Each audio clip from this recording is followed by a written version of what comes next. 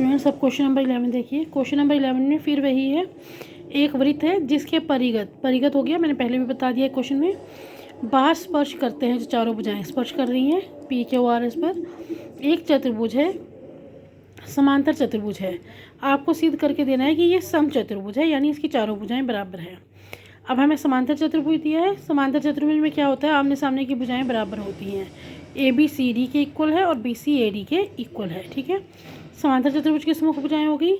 अब ये चीज़ आएगी जो आपने पहले भी एक क्वेश्चन में करी है, क्वेश्चन नंबर 8 में, कि ए पी ए एस के इक्वल है, बी पी बी क्यू के इक्वल है, सी क्यू सी आर के इक्वल है, डी आर डी एस के इक्वल है।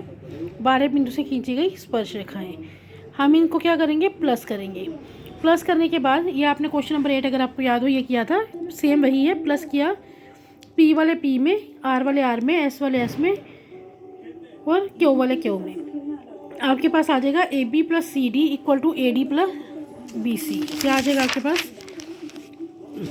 ठीक है, ये आ गया A B plus C D equal to A D plus B C. इतना तो ये 8th क्वेश्चन वाला था।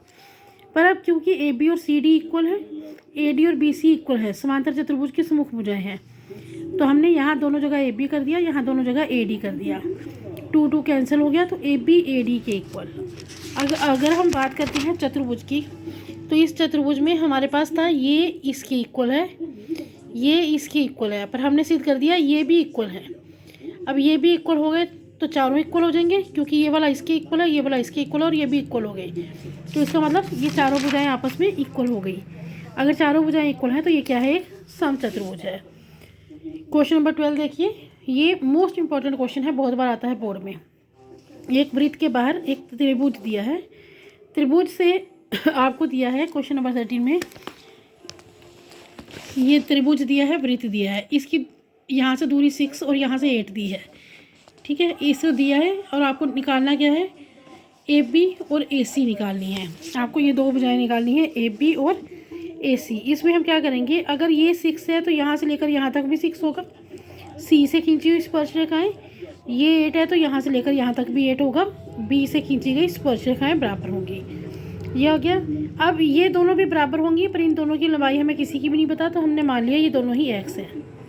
अब अगर आपको पूरी ए बी निकालनी है तो वो आएगी x + 8, ए सी निकालनी है तो वो आएगी x + 6, बी सी निकालनी है तो आएगी 8 + 6 यानी 14। अब आपने 9th में एक चैप्टर पढ़ा है जिसमें आप अर्ध परिमाप और ये भुजाएं ए बी सी, हीरोन सूत्र वाला, तो तीनों भुजाओं का हमने ले लिया ए बी और सी। एस कैसे निकलता था, a + b + c/2, तीनों को प्लस करके 2 से डिवाइड किया, ये आ गया आपका s। त्रिभुज का फार्मूला क्या था, त्रिभुज का क्षेत्रफल निकालने का, s √वर्गमूल s × s - a, s - b, s - c। हमने s रखा, s - a, s - b, s - c किया, जो कटे उसके बाद बचा 8 6 48 और x, ये बाहर बचा और x + 14 ब्रैकेट में रहेगा। अब हम इस त्रिभुज का क्षेत्रफल दूसरे तरीके से निकालेंगे। उसमें हम क्या करेंगे,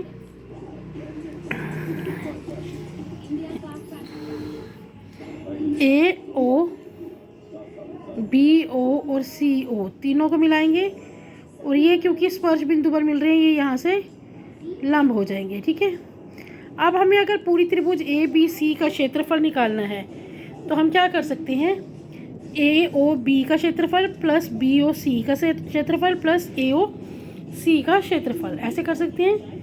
ए ओ बी में आधार ए बी, लंब ओ एफ, 1/2 आधार गुना लंब, ऐसे ही तीनों में 1/2 आधार गुना लंब। ए बी बी सी और ए सी की लंबाई आपको पता है, और सबके लंब 4 आएंगे। 4 क्यों आएगा, क्योंकि ये वृत्त की त्रिज्याएं हैं और आपको दिया है वृत्त की त्रिज्या 4 है, इसलिए चारों में लंब क्या आएगा, 4 आएगा।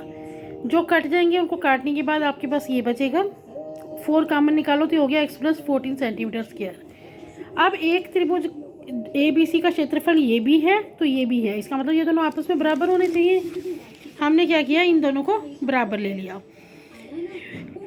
वर्ग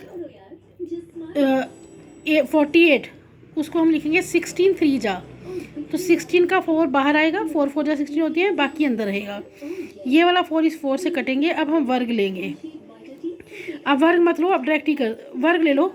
वर्ग लेने पर क्या करेंगे हम, इसका वर्गमूल हट जाएगा, ये आ जाएगा, इसका वर्ग ये हो जाएगा x+14 का स्क्वायर, ठीक है, ये आ गया, ये लाइन आ गई। इसमें हम एक बार x+14 कैंसिल कर देंगे तो बचेगा 3x = x+14। x इधर लाकर x की वैल्यू आ जाएगी 7। अब AB में भी x की वैल्यू भरेंगे, AC में भी x की वैल्यू भरेंगे तो ये निकल आएगा। BC में तो भरने की ज़रूरत ही नहीं है, वो ऑलरेडी 6 + 8 14 था। अब इस चैप्टर का लास्ट क्वेश्चन है, ये भी आपका एक क्वेश्चन पहले किया है, सेम उसकी तरह है। आपने प्रूव करना था angle AOB 90 degree, question number 9 की तरह ये सेम है। हम सेम इसको वैसे ही स्टार्ट करेंगे। दो त्रिभुज लेंगे, इन दोनों त्रिभुजों को सर्वांग सम सिद्ध करेंगे। ये 90 के कोण कर्ण बराबर और ये एक ही वृत्त की त्रिज्या है, तो इसका मतलब ये कोण इसके बराबर हो जाएगा। इसी प्रकार ये कोण इसके बराबर हो जाएगा, पर ये सीधा सरल कोण है तो इन चारों का योगफल 180 आएगा। अब जो दोनों इसके अंदर आ रहे हैं 4 और 5 को रखेंगे, 3 और 6 को ख़त्म करेंगे। 3 की जगह 4 लगाएंगे क्योंकि इक्वल है, 6 की जगह 5 लगाएंगे क्योंकि इक्वल है।